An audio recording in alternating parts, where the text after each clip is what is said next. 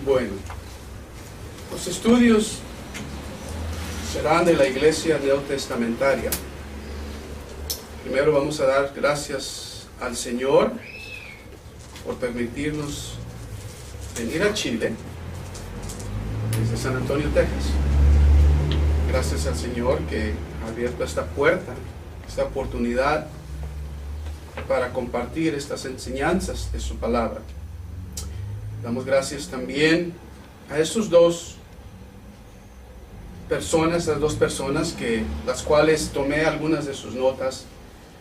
El primero es Downing, William Downing, y su libro de la Iglesia Neotestamentaria. El segundo es el pastor Jeffrey Johnson, también de su libro de la Iglesia Neotestamentaria. El propósito de estos estudios son los siguientes. La promesa de la Iglesia Neotestamentaria, la promesa a la Iglesia Neotestamentaria, el propósito de la Iglesia Neotestamentaria y la perpetuidad de la Iglesia Neotestamentaria. Establecer estos puntos. Nuestra lectura la tomamos del libro de Hechos, por favor. Hechos 2. Hechos 2, versículo 36. Dice así: sepa pues ciertísimamente toda la casa de Israel que a este Jesús, a quien vosotros crucificasteis, Dios le ha hecho Señor y Cristo.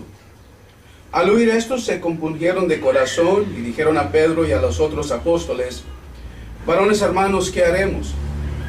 Pedro les dijo: arrepentidos y bautícese cada uno de vosotros en el nombre de Jesucristo para perdón de los pecados, y recibiréis el don del Espíritu Santo. Porque para vosotros es la promesa, y para vuestros hijos, y para todos los que están lejos, para cuantos el Señor nuestro Dios llamare. Y con otras muchas palabras testificaba y les exhortaba, diciendo: sed salvos de esta perversa generación.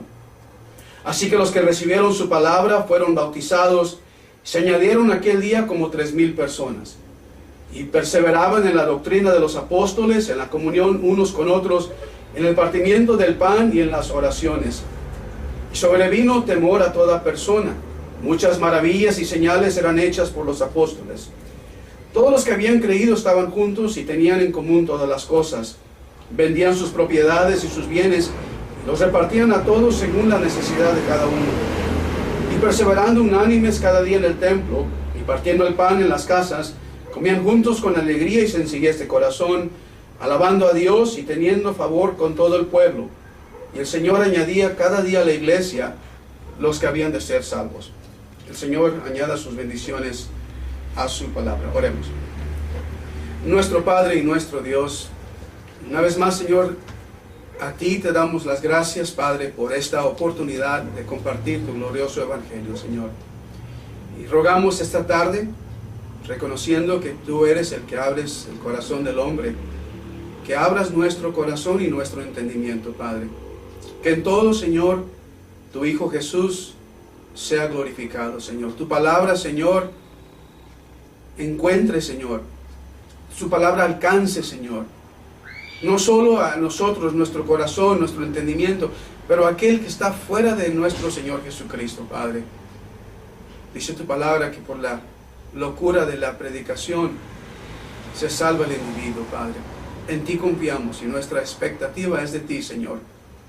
Que tú bendigas tu palabra. Te lo rogamos, Señor, abre nuestros ojos para mirar las maravillas de tu ley. Te lo rogamos en el nombre de tu Hijo amado. Amén.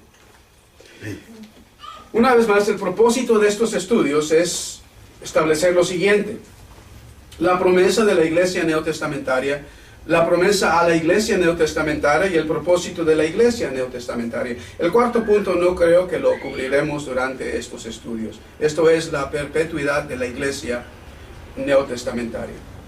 A través de estos estudios observaremos la directa relación entre los siguientes puntos: el Evangelio y la Iglesia, el propósito y la misión de la Iglesia, la directa correlación entre el Evangelio y la Iglesia, el propósito y la misión de la Iglesia, y los trágicos resultados de la desviación de aquello.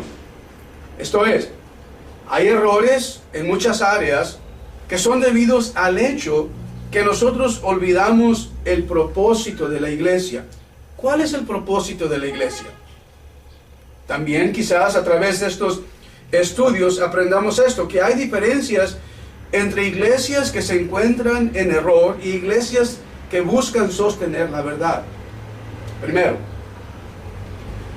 yo sé que por naturaleza todos tenemos una idea de qué significa la palabra iglesia. ¿Qué significa? Así que nuestro estudio empieza definiendo qué es una iglesia. ¿Qué es la iglesia? ¿Qué se entiende cuando usamos el término iglesia? Un malentendido en relación al significado de la palabra ha conducido al error y aplicación errada de las Escrituras en lo concerniente a la iglesia. ¿Cuál es el propósito de Dios tocante a la iglesia? La redención de su Hijo, la gran comisión y otras doctrinas son afectadas porque perdemos el enfoque, el propósito de la iglesia. Por ejemplo, vamos a 1 de Corintios, por favor. 1 de Corintios 11, 22. Aquí los Corintios, 1 de Corintios 11, 22, dice Pablo, pues que, ¿no tenéis casa en que comáis y bebáis? ¿O menospreciáis la iglesia de Dios y avergonzáis a los que no tienen nada? ¿Qué os diré? ¿Os alabaré? En esto no os alabo. Note la palabra menospreciar. Menosprecian la iglesia de Dios y eso afecta como ellos toman la cena del Señor. No aprecian el significado y el propósito de la cena del Señor. Por eso es importante estudiar el propósito, la promesa de la iglesia y la promesa a la iglesia neotestamentaria. Vamos a definir la palabra iglesia. ¿Okay? La palabra iglesia es una palabra compuesta. Es ekklesia, ekkaleo. Esta palabra ek, sacar fuera, kaleo, llamar. O sea, la definición según Strong's es los llamados hacia afuera. O muy bien, como dice Strong's, una reunión popular, especialmente una congregación religiosa. Thayer, otro que ha definido muchas palabras griegas, nos dice de esta manera: la palabra iglesia o eclesia significa una reunión de ciudadanos llamados hacia afuera de sus casas en algún lugar público, una asamblea.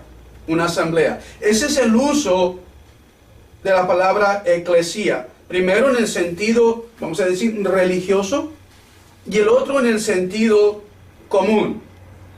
Cuando Cristo dijo, edificaré mi iglesia, no está usando un término nuevo, está usando un término común, una palabra de ese día. Eso es después. Vamos al libro de Hechos, por favor. En el libro de Hechos, Hechos 19,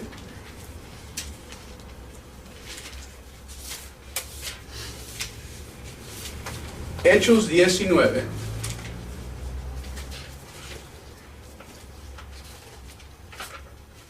un momento, Kyle, I'm going to give you an English, how's that? I have them all, but Acts 19. el término en Hechos 19, por favor, se usa para reuniones públicas. Hechos 19:32 dice así: Unos pues gritaban una cosa y otros otra, porque la concurrencia estaba confusa y los más no sabían por qué se habían reunido. Esa palabra concurrencia es la palabra eclesía, asamblea. Versículo 39, por favor, dice: y si demandáis alguna otra cosa, en legítima eclesía o iglesia, se puede decidir. Ahí el español dice en legítima asamblea. No está hablando de una reunión religiosa, no está hablando de, están exponiendo la palabra del Señor, enseñando alguna doctrina. Al contrario, el contexto nos dice que había un gran alboroto porque a causa de lo que está sucediendo ahí en Hechos 19. Sigo leyendo. Versículo 41, por favor.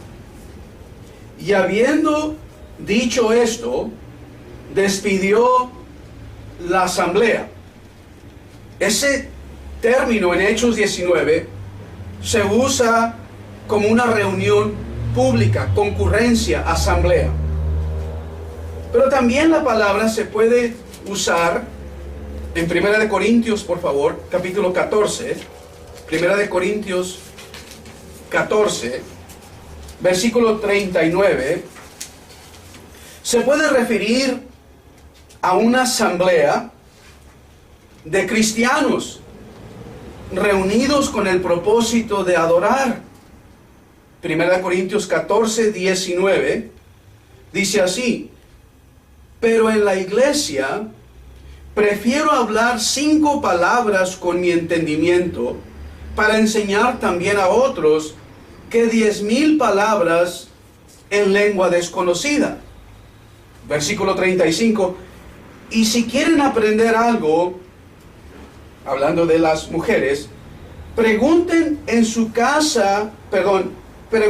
casa a sus maridos, porque es indecoroso que una mujer hable en, la palabra en español es congregación, pero es la misma palabra eclesía, asamblea. Así que esa palabra se puede utilizar para definir una reunión pública o una asamblea de cristianos reunidos con el propósito de adorar.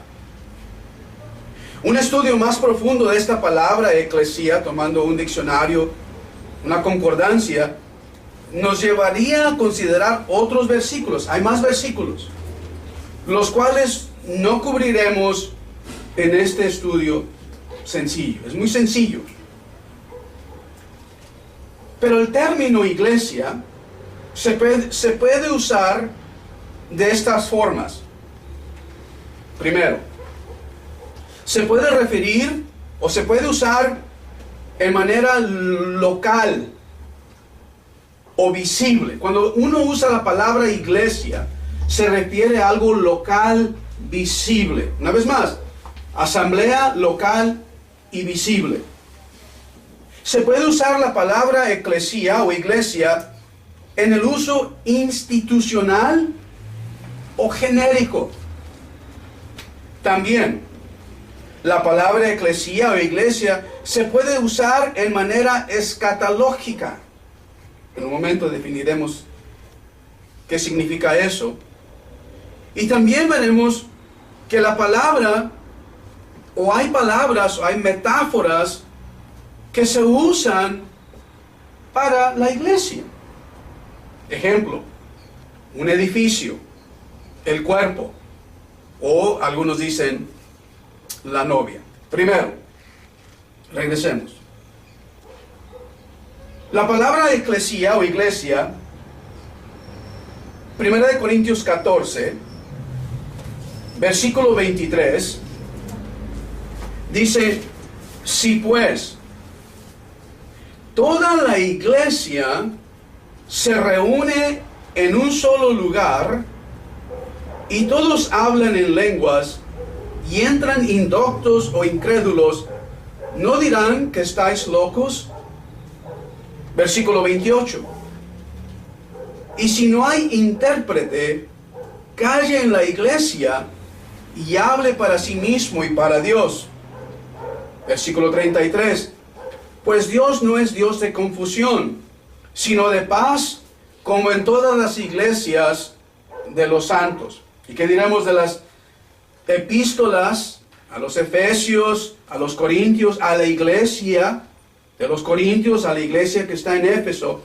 O sea, cuando Pablo usa la palabra iglesia, ¿se refiere a qué? A una asamblea, a una congregación, a una concurrencia, a los llamados fuera con el propósito de adorar a Dios. Algo visible.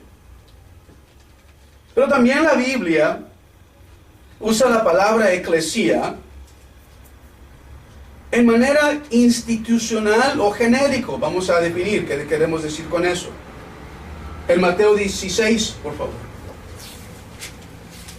Mateo 16. Voy a usar un ejemplo. Aquí están las jóvenes que asisten a la universidad. Mateo 16, 18. Mis hijos atienden a la universidad. ¿Pero a cuál universidad? Ese es el uso genérico, institucional. El esposo es cabeza de la mujer. ¿A cuál esposo? Cada esposo es cabeza de cada mujer. Hijos, someteos a vuestros padres. Es un uso genérico, institucional. No define exactamente cuál hijo. Todos los hijos. De igual manera la iglesia. Mateo 16, por favor. Mateo 16, 18. Dice así la palabra del Señor. Yo también te digo que tú eres Pedro, y sobre esta roca edificaré mi iglesia. ¿Cuál iglesia? ¿La iglesia bautista particular? Sí. ¿La iglesia de Community Baptist? Sí.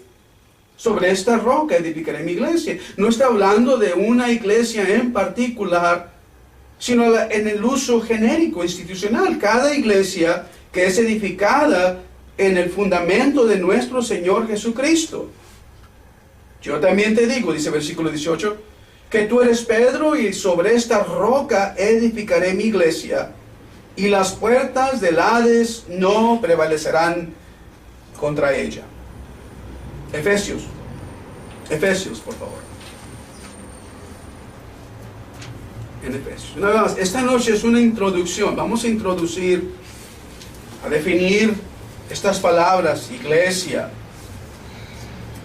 qué significa visible, qué es el uso genérico, cuál es el uso escatológico. Efesios 1, por favor. En Efesios 1, dice versículo 22, y sometió todas las cosas bajo sus pies, y lo dio por cabeza sobre todas las cosas. ¿A quién? A la iglesia. ¿A cuál iglesia? A la asamblea local, visible, que se reúne en su nombre. Cristo es la cabeza de cada iglesia. Note, leemos, sigamos.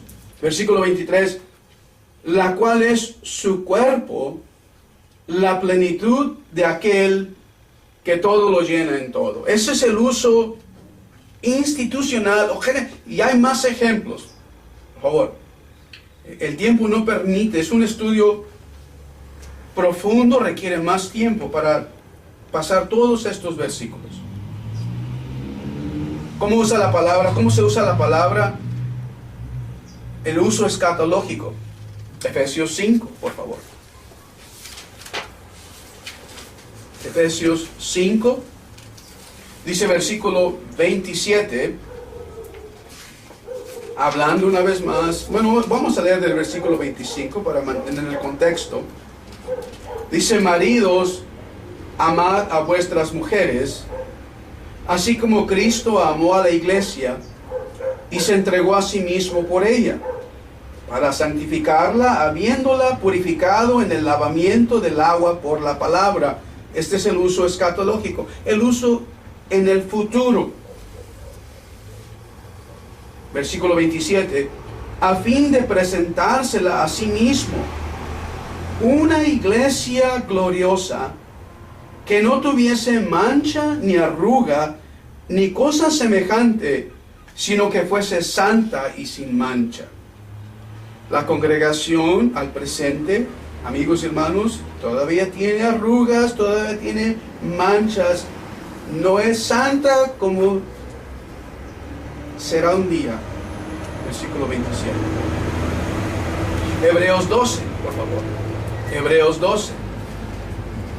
En Hebreos 12, versículo 22.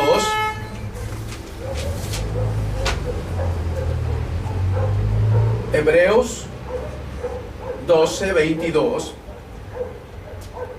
Dice, sino que os habéis acercado al monte de Sión, a la ciudad del Dios vivo, Jerusalén la celestial, a la compañía de muchos millares de ángeles, a la congregación de los primogénitos que están inscritos en los cielos, a Dios el juez de todos los espíritus, a Dios el juez de todos, a los espíritus de los justos hechos perfectos, a Jesús el mediador del nuevo pacto, y a la sangre rociada que habla mejor que la de Abel. Ese es el uso escatológico. En el futuro, cuando la palabra usa la palabra eclesia, aunque aquí en el español la palabra en versículo 23 es congregación. En el inglés tiene congregación y iglesia. Bueno, el problema o el mal interpretar y aplicar las escrituras no viene de esto, de qué es la iglesia, de la definición de la iglesia, sino pienso yo, vienen o surgen a causa, no, una vez más, no de la palabra del Señor. La palabra del Señor es perfecta, la palabra del Señor es pura. El mal entendimiento viene de nosotros. La interpretación es pura, es perfecta. Pero cuando interpretamos y aplicamos, cuando la Biblia usa metáforas para ilustrar a la iglesia, es cuando desarrollamos ideas de la iglesia, las cuales no son bíblicas. Incluso algunos desprecian la asamblea local, visible, por la supuesta teoría de la iglesia universal e invisible, la cual esa teoría de la iglesia universal e invisible es platónica, no es bíblica.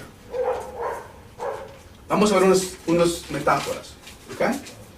Vamos a ver una metáfora. Y aquí el hermano puso la definición, la quiero leer. Proviene de Webster. El hermano Andrés. Una metáfora es una similitud corta, una similitud reducida a una sola palabra, o una palabra expresando similitud sin los signos de comparación. Así que usa el ejemplo. El hombre es un zorro. Es una metáfora. Pero el hombre es como un zorro, es una similitud o comparación. Así que cuando decimos los soldados pelearon como leones, yo uso una similitud. En metáfora, la similitud es contenida en el nombre. Que el hombre es un zorro significa que un hombre es tan astuto como un zorro. Así decimos, un hombre refrena su ira, esto es, se refrena como un freno refrena un caballo. Estas son definiciones de Webster. La palabra del Señor usa estos tres ejemplos. Un edificio, el cuerpo y la novia, para ilustrar, amigos, la iglesia. Hemos dicho que, vamos a aprender que la iglesia no es el edificio. La iglesia no es un cuerpo literal. La iglesia no es una novia literal, pero son palabras que usa la Biblia para nuestro entendimiento. Por ejemplo, Mateo 16, por favor. Son metáforas. Metáforas. Mateo 16, 18. Dice así.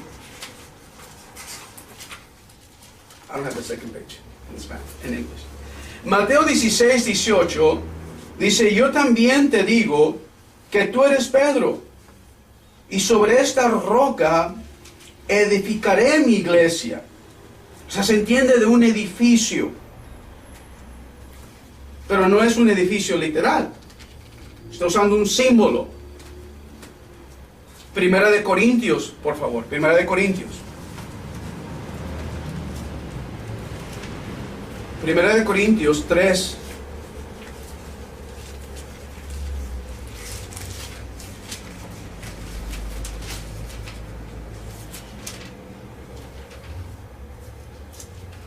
Versículo 9.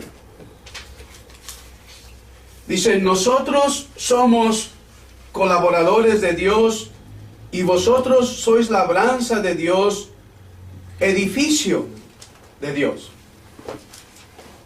Conforme a la gracia de Dios que me ha sido dada, yo como perito arquitecto puse el fundamento. Otro edifica encima, pero cada uno mire cómo sobreedifica. Versículo 11. Porque nadie puede poner otro fundamento que el que está puesto, el cual es Jesucristo. Obviamente ahí la imagen, el cuadro que enseña Pablo es de un edificio. Sigo leyendo. Versículo 16. ¿No sabéis que sois templo de Dios y que el Espíritu de Dios mora en vosotros? Si alguno destruyera el templo de Dios, Dios le destruirá a él, porque el templo de Dios, el cual sois vosotros, santo es. Así que Pablo usa la imagen de un edificio también. Efesios capítulo 2, por favor. Efesios 2.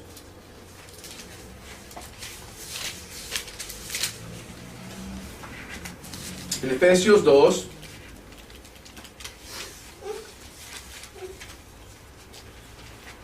versículo 19 y 20. Bueno, voy a leer hasta el 22, perdón. Efesios 2, 19 al 22.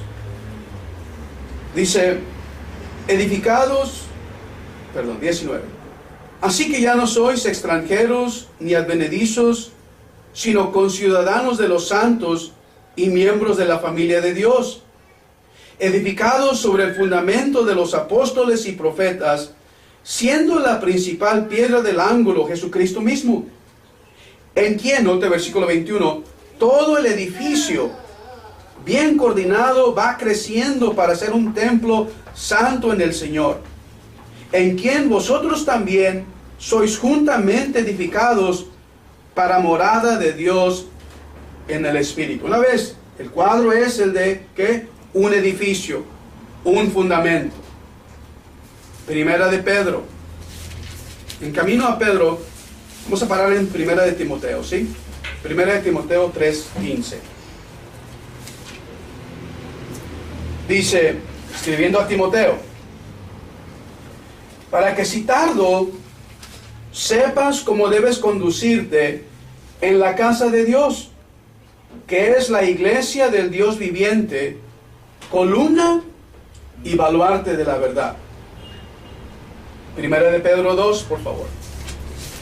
Primera de Pedro 2, versículo 4 y 5. Primera de Pedro, 1 Peter 2, 4 and 5. Acercándoos a él, piedra viva, desechada ciertamente por los hombres, mas para Dios escogida y preciosa. Vosotros también, como piedras vivas, sed edificados como casa espiritual y sacerdocio santo, para ofrecer sacrificios espirituales aceptables a Dios por medio de Jesucristo. Así que estas 5 escrituras que la Biblia usa como metáfora, es una metáfora, usa un edificio para que entendamos el fundamento, la edificación de la iglesia neotestamentaria.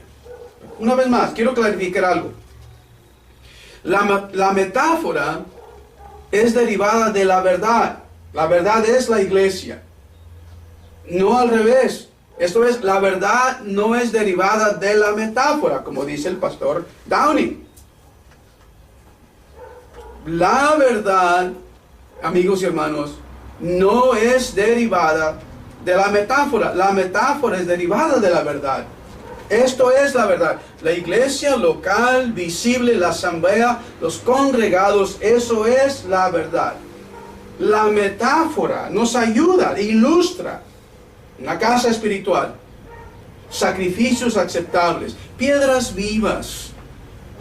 Literalmente no somos piedras, piedras vivas.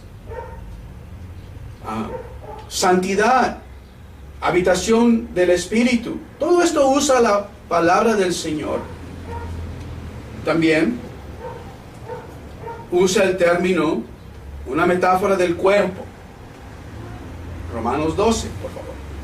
Romanos 12. Romanos 12. El hermano Kyle tiene un buen estudio de Primera de Corintios 12. I told him you have a good study on 1 Corinthians 12. La primera vez que escuché a Kyle predicar, predicó de Primera de Corintios. The first time I heard you preach was out of 1 Corinthians, you know? Really? Yeah. Pero en Romanos 12, versículo 4 al 5, dice, porque de la manera que en un cuerpo tenemos muchos miembros, pero no todos los miembros tienen la misma función. Así nosotros, siendo muchos, somos un cuerpo en Cristo, y todos miembros los unos de los otros. Una vez más, voy a preguntar, si quieres apuntar la pregunta, si quieres hacer notas, ¿cuál es la pregunta? ¿A qué se refiere aquí? ¿A la iglesia, a una asamblea local o una asamblea general invisible?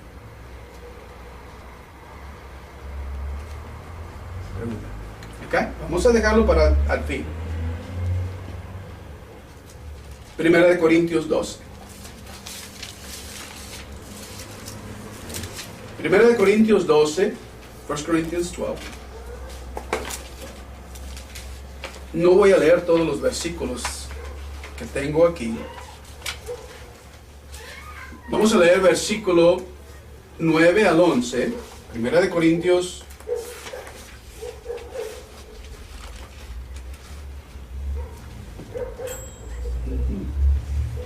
1 Corintios 12, versículo 11 y 12, dice, pero todas estas cosas las hace uno y el mismo Espíritu, repartiendo a cada uno en particular como Él quiere. Porque así como el cuerpo es uno y tiene muchos miembros, pero todos los miembros del cuerpo, siendo muchos, son un solo cuerpo. Así también Cristo. Versículo 16. Y si dijera la oreja, porque no soy ojo, no soy del cuerpo, por eso no será del cuerpo. Y si todo el cuerpo fuese ojo, ¿dónde estaría el oído? Y si todo fuese oído, ¿dónde estaría el olfato? Mas ahora Dios ha colocado los miembros, cada de uno de ellos, en el cuerpo como Él quiso. Si todos fueran un solo miembro, ¿dónde estaría el cuerpo? Versículo 20. Pero ahora son muchos los miembros, pero el cuerpo es uno solo. Verso 21. Ni el ojo puede decir a la mano, no tengo necesidad, no te necesito, más bien dicho, ni tampoco la cabeza a los pies, no tengo necesidad de vosotros. Así que la palabra del Señor usa esta metáfora, la de un cuerpo. La de un cuerpo. Vamos a leer el versículo 27. Vosotros pues sois el cuerpo de Cristo y miembros cada uno en particular. Efesios 1. Ephesians 1. Versículo 22. Y sometió todas las cosas bajo sus pies, y lo dio por cabeza sobre todas las cosas a la iglesia, versículo 23, la cual es su cuerpo, la plenitud de aquel que todo lo llena en todo. Efesios 5. Efesios 5. Efesios 5. Vamos a leer solamente versículo 30. El contexto es más, pero nada más por el tiempo. Vamos a leer versículo 30. Porque somos miembros de su cuerpo, de su carne y de sus huesos. Por esto dejará el hombre a su padre y a su madre y se unirá a su mujer. Los dos serán una sola carne. Grande es este misterio. Mas yo digo esto respecto de Cristo y de la iglesia. Así que la metáfora del cuerpo, uno más. Colosenses, por favor. Colosenses. Colossians 1:18. Colosenses 1:18. Dice, y Él, hablando de nuestro Señor Jesucristo, Él es la cabeza del cuerpo, que es la iglesia. El que es el principio, el primogénito de entre los muertos, para que en todo tenga la preeminencia. Es la manera que usa la palabra del Señor, el término o la palabra cuerpo, como metáfora, cuando se refiere a la iglesia. Bueno, 2 de Corintios, por favor. 2 de Corintios. El otro término, la otra palabra es la esposa. La esposa. 2 de Corintios 11. 2 Corinthians 11. 2 de Corintios 11, versículo 1 al 3. Ojalá me toleraseis un poco de locura, sí, toleradme. Porque os celo con celo de Dios, pues os he desposado con un solo esposo, para presentaros como una virgen pura a Cristo. Pero temo que como la serpiente con su astucia engañó a Eva, nuestros sentidos sean de alguna manera extraviados de la sincera fidelidad a Cristo. Se usa el cuadro, la metáfora de una novia, o más bien dicho aquí, de una desposada, una virgen a Jesucristo. Apocalipsis 19, Apocalipsis 19, una vez más, si no puedes anotar los versículos, después te los damos, ¿sí? Apocalipsis 19, dice versículo número 7, gocémonos y alegrémonos y démosle gloria, porque han llegado las bodas del Cordero y su esposa se ha preparado. Y a ella se le ha concedido que se vista de lino fino, limpio y resplandeciente, porque el lino fino es las acciones justas de los santos. Versículo 9. Y el ángel me dijo, escribe, bienaventurados los que son llamados a la cena de las bodas del Cordero. Y me dijo, estas son palabras verdaderas de Dios. Amén. Amén. Amén. Apocalipsis 21, Revelation 21:2, dice, y yo, Juan, vi la santa ciudad, la nueva Jerusalén, descender del cielo de Dios, dispuesta como una esposa ataviada para su marido. Apocalipsis 21, versículo 9. Vino entonces a mí uno de los 7 ángeles que tenía las 7 copas llenas de las 7 plagas postreras. Estoy leyendo incorrectamente. Sí. Sigo leyendo. Versículo 9. Y habló conmigo diciendo, ven acá y te mostraré la desposada, la esposa del Cordero. Y me llevó en el espíritu a un monte grande y alto y me mostró la gran ciudad santa de Jerusalén, que descendía del cielo de Dios, teniendo la gloria de Dios, y su fulgor era semejante al de una piedra preciosísima, como piedra de jaspe, diáfana como el cristal. Así que la palabra de Dios usa el edificio, el cuerpo, la esposa, como metáforas para ilustrar a su iglesia.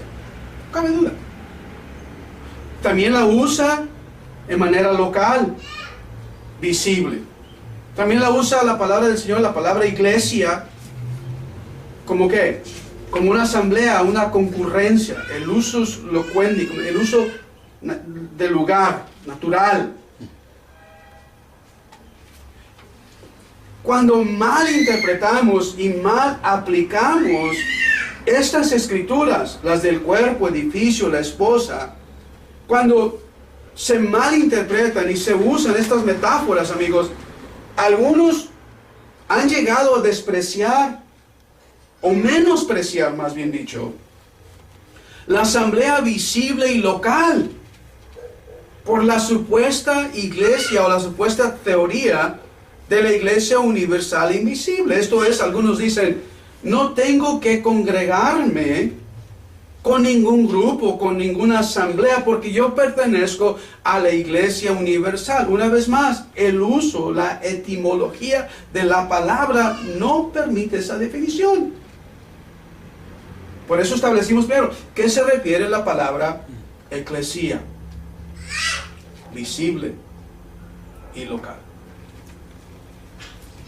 Otro término que algunos usan es el reino de Dios. El reino de Dios. Y dicen, el reino de Dios es igual a la iglesia, o es la iglesia. En la iglesia es semejante al reino de Dios. No lo es. Recuerden, el uso de nuestro Señor de las parábolas nos define qué es el reino de Dios. El reino de Dios es un corpus mixtum, pero no la iglesia, un cuerpo mixtado, incrédulos y crédulos. En la iglesia son regenerados, bautizados y añadidos. Y todo es ¿qué? Voluntario. Así que estos términos, el reino de Dios y la iglesia neotestamentaria, no son sinónimos. No lo son. Hay cosas semejantes, pero no son sinónimos. Bueno, vamos a extraer las siguientes conclusiones. Una vez más, esta es nada más una introducción. Mañana seguiremos nuestro estudio con el favor de Dios. El término iglesia significa una reunión visible y local de creyentes llamados hacia afuera. Segundo, el término iglesia se aplica a una asamblea reunida voluntariamente, los cuales son regenerados, bautizados y añadidos a la iglesia. Tercero, Efesios 3:21. ¿Para qué se reúne la iglesia? Este punto lo vamos a elaborar más el viernes con el favor de Dios. Pero ¿para qué nos reunimos? ¿Para qué nos reunimos como iglesia? ¿Cuál es el propósito de la iglesia? Efesios 3, por favor. Efesios 3. Efesios 3, versículo 21. La iglesia se reúne con el propósito de glorificar a Dios. Ese es el propósito.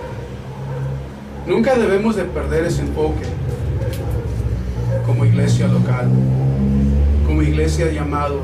Si nos congregamos en el nombre de nuestro Señor Jesucristo, nos reunimos en su nombre, Él es la cabeza, todo lo demás, la disciplina, el oír, el predicar, todo cae bajo este punto. Las misiones, el evangelizar, el someterse los unos a los otros, cómo criar a nuestros hijos, todo lo que hacemos, lo hacemos con el propósito de glorificar a Dios. Recuerden eso, siempre. No importa. En la iglesia se reúne con el propósito de glorificar a Dios. También aprendimos esto. Primera de Timoteo 3, por favor. Primera de Timoteo 3, 1 Timothy 3:15. A la iglesia se le es confiada la verdad. A la iglesia se le es confiada la verdad. Haremos un estudio de esta palabra verdad en las Escrituras. Primera de Timoteo 3:15. Primera de Timoteo 3:15. Para que citarlo, dice el apóstol Pablo a Timoteo, sepas cómo debes de conducirte en la casa de Dios, que es la iglesia del Dios viviente. Note verso 15, columna y baluarte de la verdad. Le ha sido confiada a la iglesia algo muy precioso, algo de gran estima, más preciosa que oro y plata, más preciosa que rubíes, más preciosa es la verdad, la verdad. Cuando perdemos ese enfoque, la verdad y la gloria de Dios, entonces todo es permitido, todo se permite en la asamblea, pero no cuando mantenemos el enfoque en esto. Después lo desarrollaremos. Una vez más, es una introducción nada más esta noche. También, si es la casa del Dios viviente, es donde se ofrecen sacrificios espirituales. Entonces esos sacrificios tienen que ser en verdad. Como dice San Juan 4, por favor. Juan 4. San Juan 4, 23 al 24. Juan 4, 23 al 24. Muy conocido este texto. Dice 4:23, San Juan 4:23. Mas la hora viene y ahora es cuando los verdaderos adoradores adorarán al Padre en espíritu y en verdad, porque también el Padre tales adoradores busca que le adoren. Dios es espíritu, y los que le adoran en espíritu y en verdad no es opción, es menester. Es como el Hijo, y es menester que Él vaya a la cruz, que Él muera en lugar de pecadores. No es opción, no es opción creer en el Hijo. De igual manera, versículo 24, los que le adoran es menester, es necesario en espíritu y en verdad que adoren. Hechos 2, por favor. Hechos 2, Acts 2. En Hechos 2 concluimos también esto. La iglesia se reúne para adorar siguiendo este ejemplo. ¿Qué es lo más importante? Bueno, la gloria de Dios. Amén. Amén. Doctrina. Doctrina. La verdad. Hechos 2. Versículo 42, dice, y perseveraban, Acts 2:42, en la doctrina de los apóstoles, las enseñanzas de Jesucristo, traídas a luz, dadas a los apóstoles cuando estuvo con ellos 40 días después de su pasión, explicadas por Él, los tipos, las sombras de los sacrificios. Les hizo entender las Escrituras desde Moisés hasta los Salmos. Todo tocante a Él les enseñó Él a los apóstoles. El Espíritu de Dios, recuerden, Juan, les hizo recordar lo que Jesús les había enseñado. Él os guiará en la verdad. Él es el Espíritu de verdad y os guiará en la verdad. Amén. Así que lo que tenemos aquí es la verdad de Dios.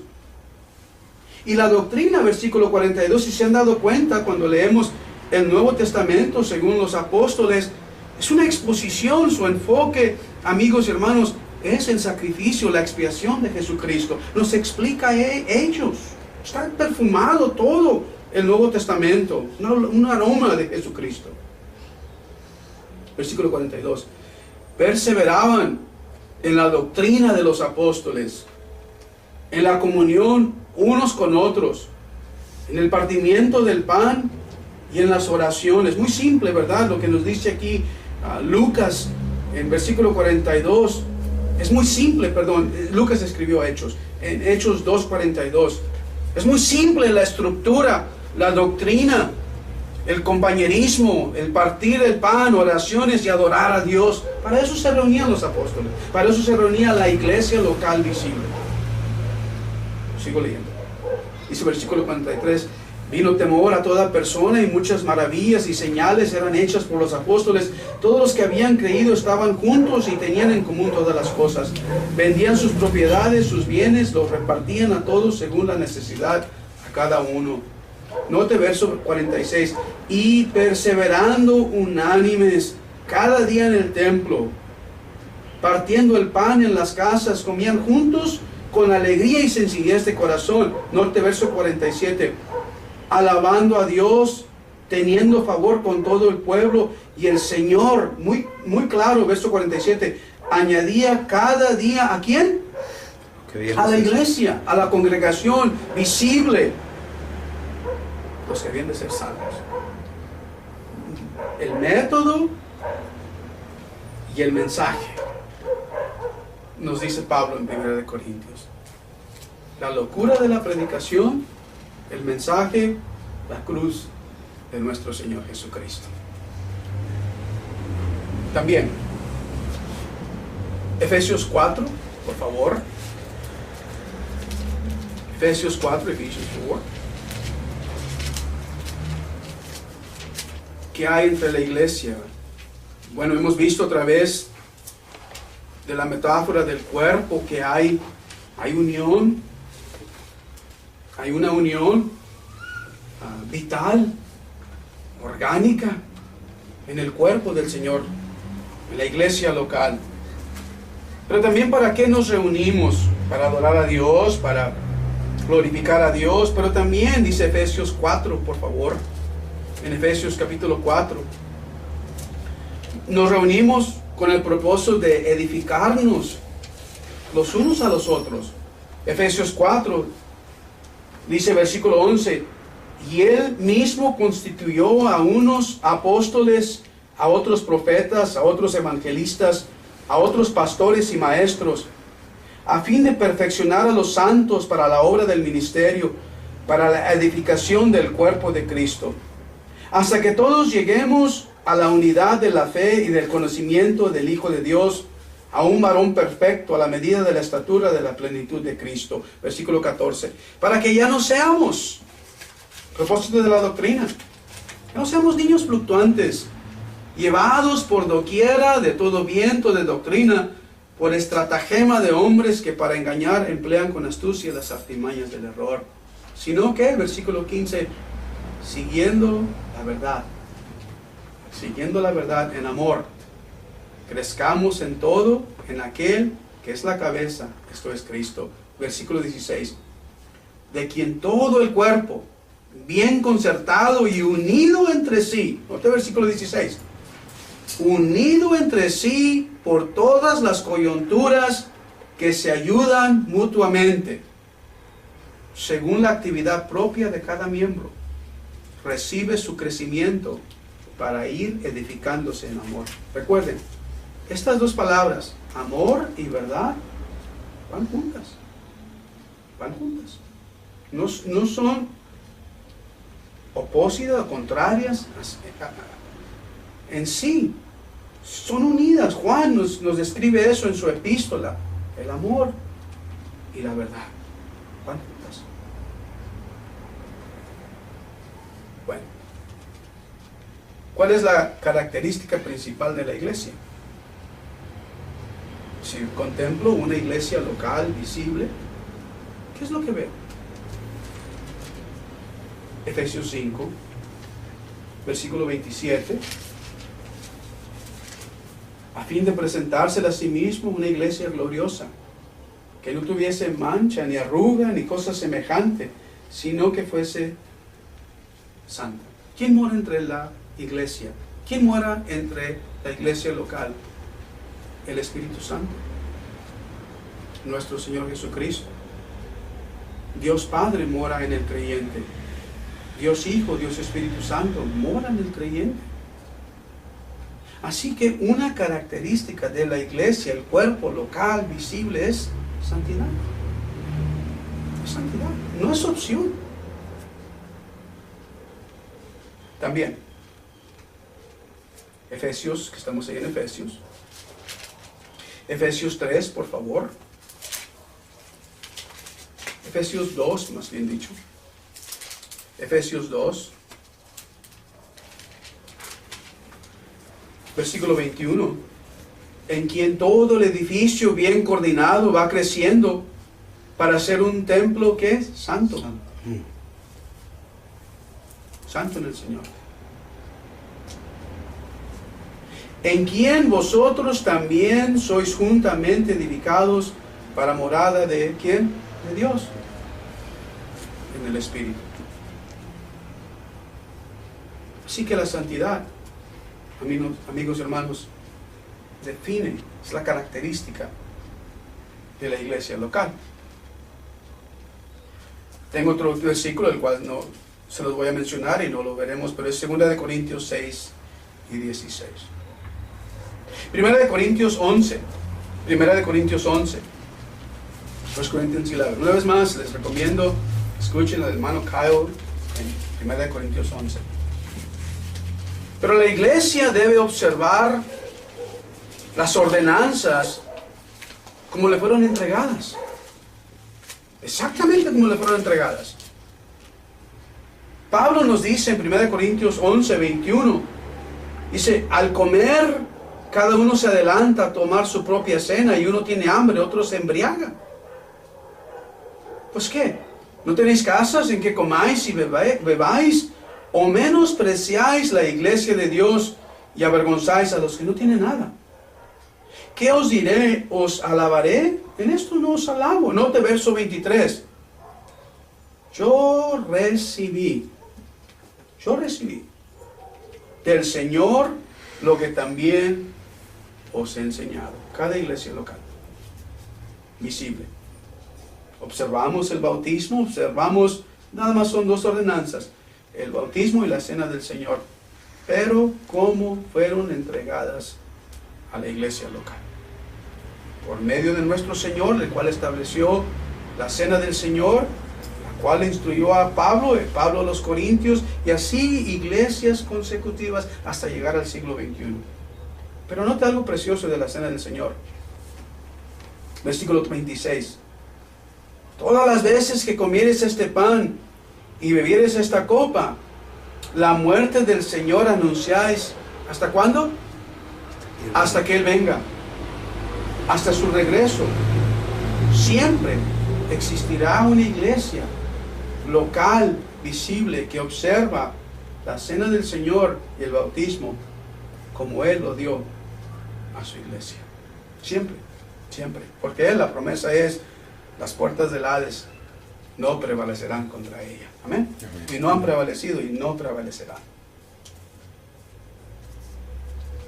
Juan dice de esta manera, Juan 13, Juan capítulo 13, la iglesia demuestra su amor por el Salvador, obedeciéndole en todo lo que Él ha mandado. John 13:34. Obedeciéndole en todo lo que Él ha mandado. En esto conocéis que andáis en la luz, dice Juan, si guardáis mis mandamientos. Si alguno dijere, ando en luz, mas no guarda sus mandamientos, el tal es mentiroso. No hay verdad en él. No, ninguna mentira es de la verdad, dice 1 de Juan. Estoy citando nada más. Ninguna mentira es de la verdad. Y este es el mandamiento que Él nos ha dado. O sea, según 1 de Juan, este no es un mandamiento nuevo. San Juan capítulo 13, 34. Dice, un mandamiento nuevo os doy, que os améis unos a otros como yo os he amado, que también os améis unos a otros. Versículo 35. En esto conocerán todos que sois mis discípulos, si tuviereis amor los unos con los otros. Así que otra característica de la iglesia es amor. Me gusta como Pablo dice en Efesios, soportándoos los unos a los otros. Hay cosas que surgen a causa de nuestras personalidades, hay divisiones, hay diferencias, pero por amor a Cristo, por amor de Cristo, el amor cubre multitud de pecados, los míos. Amén. Los tuyos también. La iglesia es instruida también por nuestro Señor Jesucristo tocante a disciplina. ¿Qué hacemos como iglesia local si algún hermano o una hermana está fuera de la disciplina de la iglesia? Esto es, no obedece lo que está escrito, claramente escrito en la palabra. ¿Qué debe hacer la iglesia? ¿Ignorar tal acciones? Si uno ignora, recuerden, una vez más, la verdad y el amor. Por amor, no voy a decir, amo tanto al hermano que, bueno, vamos a dejar que siga. O la verdad, pronto, la primera falta hay que cortarle la cabeza al hermano o la hermana. Van unidos el amor y la verdad. Y cuando se trata de la disciplina, el Señor Jesucristo nos instruye cómo hacerlo. Mateo 18, versículo 15. Mateo 18. ¿A quién se le da esta autoridad? A la iglesia local visible. Mateo 18, versículo 15. Por tanto, si tu hermano peca contra ti, ve y repréndele estando tú y él solos. Si te oyere, has ganado a tu hermano. Mas si no te oyere, toma aún contigo a uno o dos, para que en boca de 2 o 3 testigos conste toda palabra. Versículo 17. Si no los hiere a ellos, dilo a ¿quién? A la iglesia. A la iglesia. La iglesia es la autoridad final cuando se trata con miembros de esa iglesia. Y si no oyere a la iglesia, tenle por gentil y publicano. Sigo leyendo porque quiero mantener este contexto. De cierto os digo que todo lo que atéis en la tierra será atado en el cielo, y todo lo que desatéis en la tierra será desatado en el cielo. Otra vez os digo, que si 2 de vosotros se pusieran de acuerdo en la tierra acerca de cualquiera cosa que pidieren, les será hecho por mi Padre que está en los cielos. Porque dice, note versículo 20, donde están 2 o 3 congregados en mi nombre, ahí estoy yo en medio de ellos. ¿A qué se refiere? ¿Cuál es el contexto? La iglesia local visible. Muchos toman este texto para no asistir, no congregarse con los creyentes. Si no tengo que, porque donde están 2 o 3, ahí está Jesús. No negamos que eso es posible. Pero en el contexto, versículo 20, se refiere, según versículo 17, a la iglesia local, a la iglesia visible. Así que, vamos a concluir. El término iglesia, cuando es usado bíblicamente, no se refiere a estructuras. Y es algo difícil de quitar de nuestro idioma, porque vamos a la iglesia, todos decimos de esa manera. Pero no es la estructura, no es una denominación, no es la iglesia bautista, para referirnos a todos los que creen bautismo y después de creer, tener fe, se usa, pero bíblicamente no es correcto.